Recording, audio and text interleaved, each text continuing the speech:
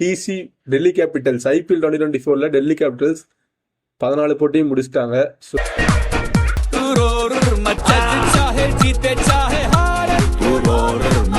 இந்த ஐபிஎல் என்ன பண்ணிருக்காங்க, அதோட ஸ்டாட்ஸ்ல என்ன, அதை பத்தி நம்ம இந்த வீடியோல பார்க்கலாம். வாங்க பார்க்கலாம்.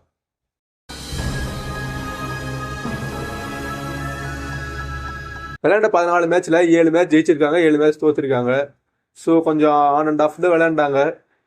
சம்டைம்ஸ் சில ரூல்ஸ்லாம் ரிசர்வ் பண்ணிட்டு உட்கார வச்சு அந்த வார்னருக்கு அடிபட்டு டெல்லி கேபிட்டல்ஸ்க்கு ஒரு ஸ்டார்டிங் ஆஃப் த ஐபிஎல்லையே ஒரு ஃபாரின் பவுலருக்கு அடிபட்டுருச்சு.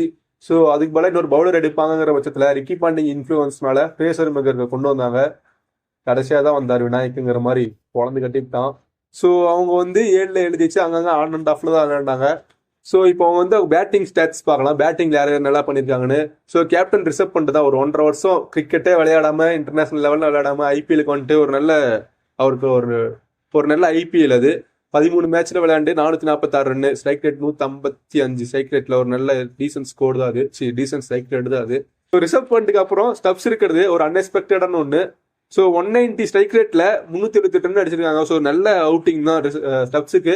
அது வேர்ல்ட் கப்புக்கு போற பட்சத்தில் இது நல்ல ப்ராக்டிஸா இருந்திருக்கும். அந்த ஃப்ரேசர் மெக்கர் அவர் 9 மேட்ச் விளையாண்டுருக்காரு. ஸ்டார்டிங்ல ஒரு டீம்லயே இல்லை, அடிபட்டுச்சுன்னு ஒரு இம்பாக்ட் பிளேயரா இல்லை ரீப்ளேஸ்மெண்ட் பிளேயரா வந்தாரு. ஸோ அவர் 9 மேட்ச்ல 330 ரன், ஸ்ட்ரைக் ரேட் 234. இது பயங்கரமான இது. பட் ஆஸ்திரேலியா ஸ்குவாட்ல இல்லை, பட் அது ஒரு இதுதான். அபிஷேக் போரல் ரொம்ப ரொம்ப இம்பார்ட்டன்டான ஃபர்ஸ்ட் மேட்ச்ல கடைசியில் எல்லா அவசியம் அவுட் ஆயிட்டாங்கன்னு இம்பாக்ட் பிளேயரா வந்தது அபிஷேக் போரல். அதுக்கப்புறம் எல்லா மேட்ச்லயுமே இம்பாக்ட் பிளேயராவோ டீம்லயே எப்படியோ ஆடி ஒரு நல்ல ஒரு யங் டேலண்ட் அவங்க ஃபைன் பண்ணியிருக்காங்க. இப்போ 14 மேட்சஸ்ல 327 அடிச்சிருக்காங்க. ஸோ ஸ்ட்ரைக் ரேட்டுமே டீசெண்டாக ரொம்ப நல்லா இருக்கு. 160ங்கிறது ஒரு நல்ல ஸ்ட்ரைக் ரேட் தான்.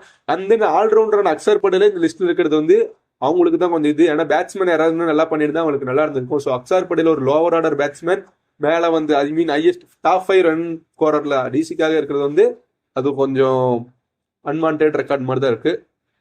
ஸோ இதுதான் பேட்டிங் ஸ்டாட்ஸ். டிசிக்காக ஐபிஎல்ல இந்த வருஷம் அதிக விக்கெட் எடுத்தது யாருன்னு பார்த்தோம்னா ஃபர்ஸ்ட்ல கலீல் அகமது இருக்காரு. இது கொஞ்சம் அன்எக்ஸ்பெக்டட் தான். அடுத்து சேம் 2 பேருமே 17 விக்கெட்ல இருக்காங்க. அது ரெண்டாவதா இருக்கிறது முகேஷ் குமார். லாஸ்ட் கொஞ்ச நாளாவே இந்தியன் டீமோட டிராவல் பண்ணிட்டு இருந்தாரு. ஆனா இருந்தாலும் அவர் வேர்ல்ட் கப் ஸ்குவாட்ல இல்லை. இது கொஞ்சம் இதாதான் இருக்கு. பட் 15 மெம்பர் ஸ்குவாட்ல அவர் இல்ல. ஸோ பார்க்கலாம்.